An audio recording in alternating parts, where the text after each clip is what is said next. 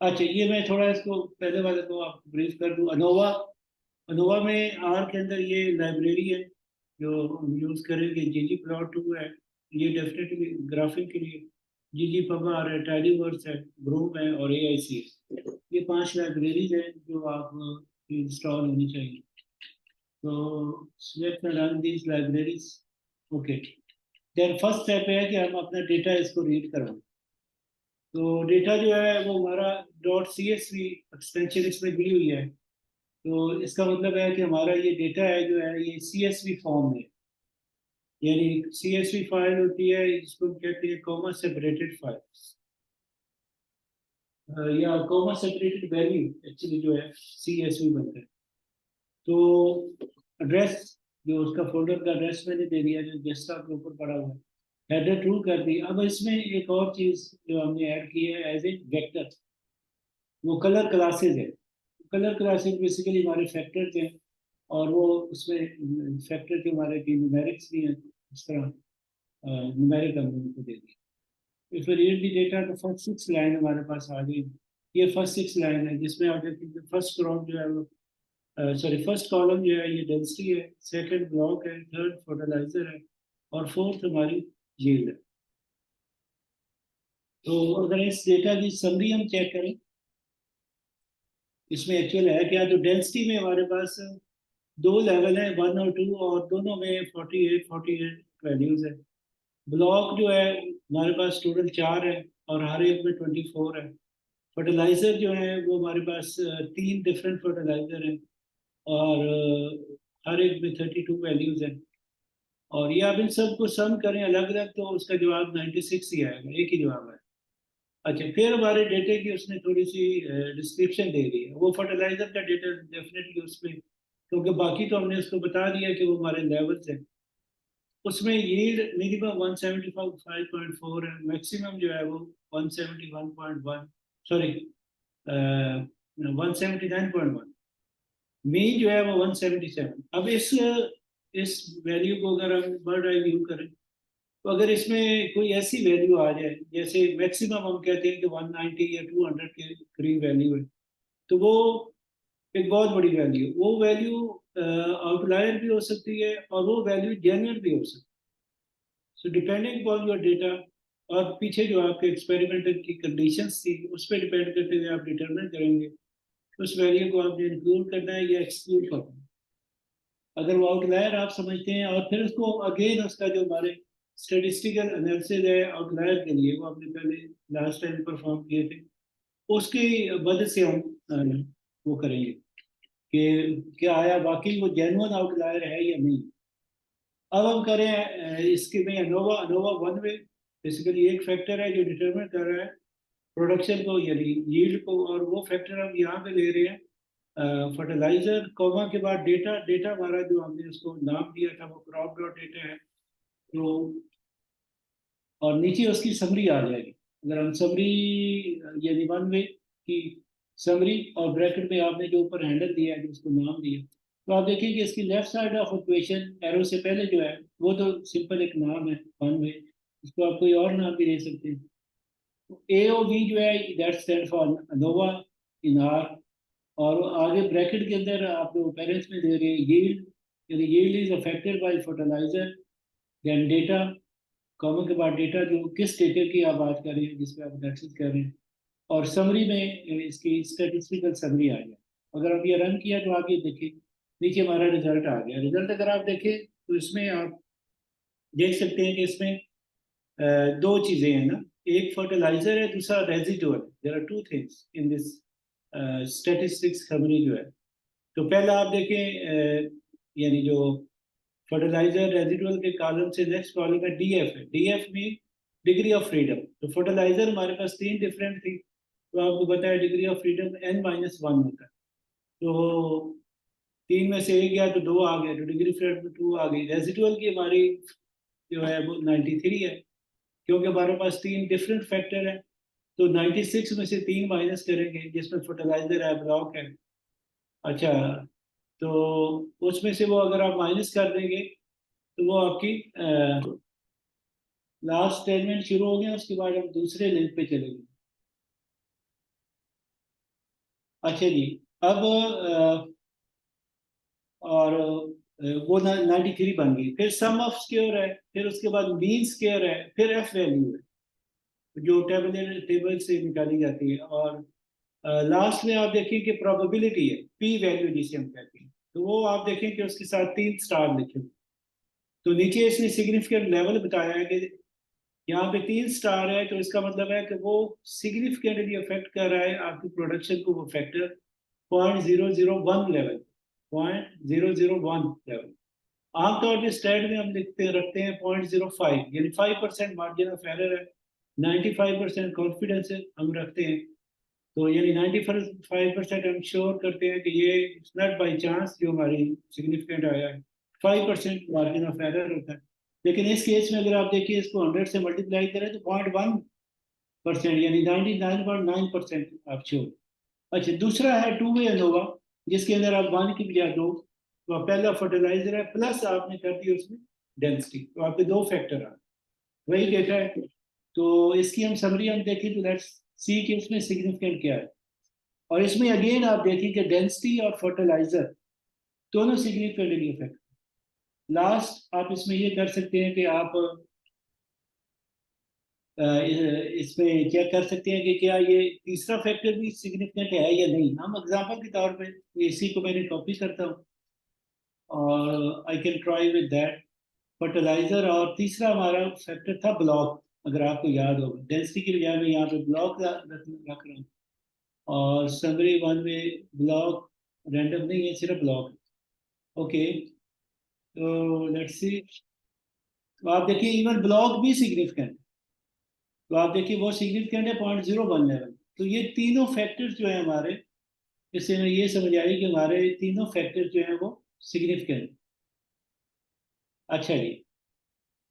अब हम देखते हैं कि इंटरेक्शन समटाइम दो फैक्टर्स का आपस में इंटरेक्शन होता है। जैसे फर्टिलाइजर है तो that is affected by density और नॉट, क्योंकि अगर ज्यादा डेंस है तो फर्टिलाइजर ज्यादा होनी चाहिए, और अगर ज्यादा डेंस है आपने कम फर्टिलाइजर दी है तो वो भी इंटरेक्ट करेगी, प्रोडक्शन को कम करेगी। तो अब आप अगर इनका इंटरेक्शन चेक करना चाहते हैं, यानी कोई दो फैक्टर का आपस में इंटरेक्शन, तो वी कैन डू दैट। अब आप देखें कि इवन जो फर्टिलाइजर डेंसिटी इंटरेक्शन है ये सिग्निफिकेंट नहीं है, जबकि फर्टिलाइजर और डेंसिटी ये दोनों जो है सिग्निफिकेंट इफेक्ट। अब तीसरा आप देखें कि मैं जो ऊपर ब्लॉक को अलग से किया था, अब इसमें हम तीनों फैक्टर ऐड कर दें, फर्टिलाइजर भी है, डेंसिटी भी है, और ब्लॉक भी है। तो इसमें अगर देखें तो ऑब्वियसली, अब आप देखिए जब इसको इकट्ठा हमने ब्लॉक को एज ए सिंगल फैक्टर लिया किसी दूसरे के साथ तो वो सिग्निफिकेंट आ गया। लेकिन अगर यहाँ पे ब्लॉक को आपने तीनों फैक्टर इकट्ठे करके लिया है तो ब्लॉक वेरिएबल नॉन सिग्निफिकेंट है, इसका इफेक्ट नहीं है सिग्निफिकेंट, जबकि बाकी दोनों जो है फर्टिलाइजर और डेंसिटी जो है वो सिग्निफिकेंट। अब अगला नेक्स्ट स्टेप होता है, अभी 6 मिनट है और ये हमारा कंप्लीट हो जाएगा। वो होता है कि आपके अब ये 3 डिफरेंट मॉडल आपके बन गए। एक वो जिसमें आपने फर्टिलाइजर फैक्टर रखा, दूसरा वो जिसमें आपने साथ डेंसिटी ऐड कर दी, और तीसरा वो जिसमें हमने तीनों रख लिए, फर्टिलाइजर, डेंसिटी और ब्लॉक।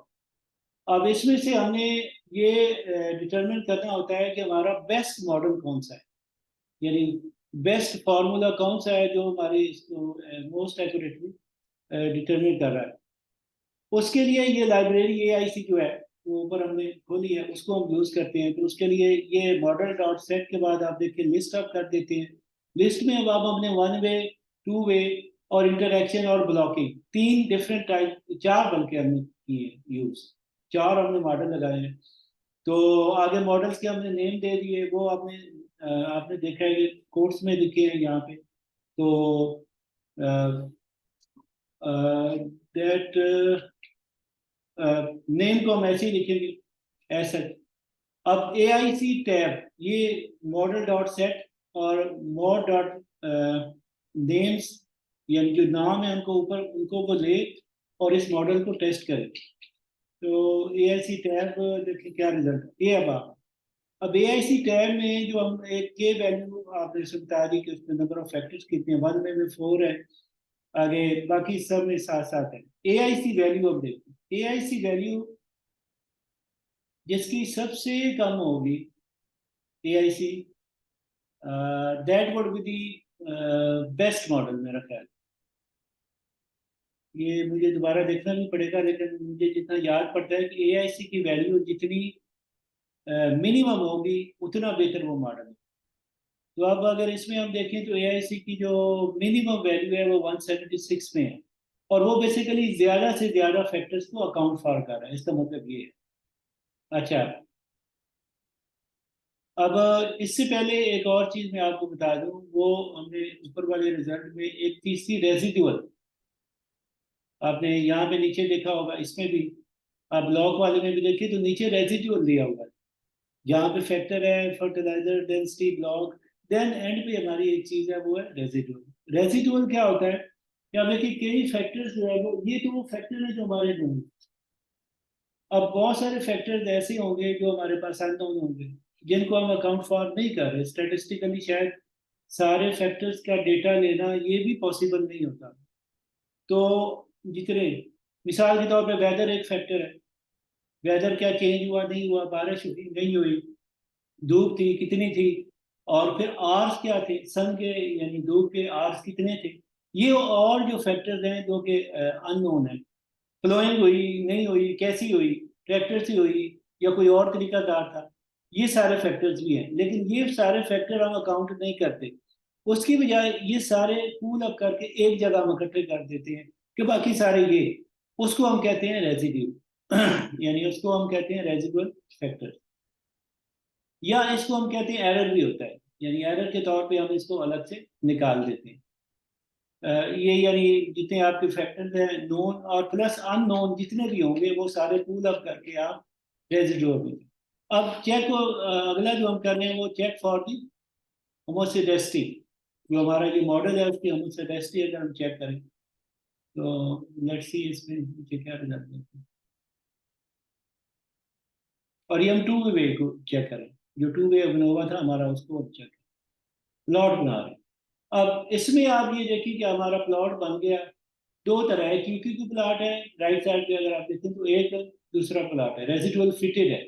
जो रेजिडुअल फिटेस है आपकी ये लाइन आप देखें पीछे आपको एक ग्रे लाइन नजर आएगी, ये रेड लाइन जितनी ग्रे लाइन के करीब करीब होगी इसका मतलब है उतना बेस्ट आपका मॉडल फिट है।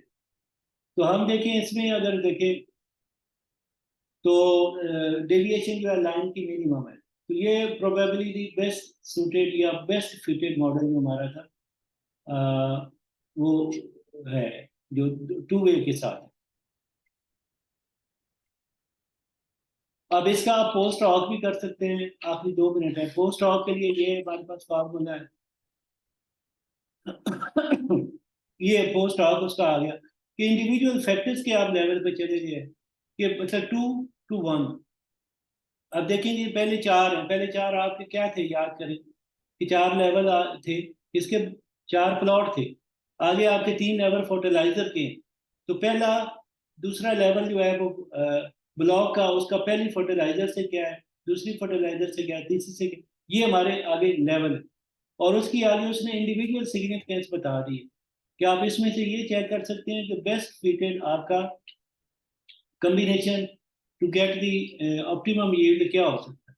स्टेप लास्ट जो है मेरा ख्याल है ये लास्ट है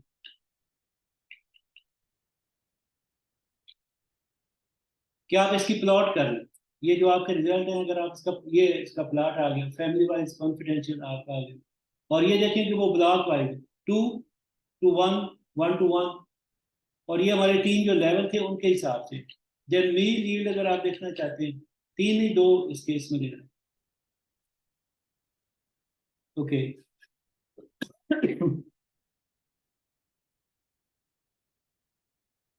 सॉरी, आराम से।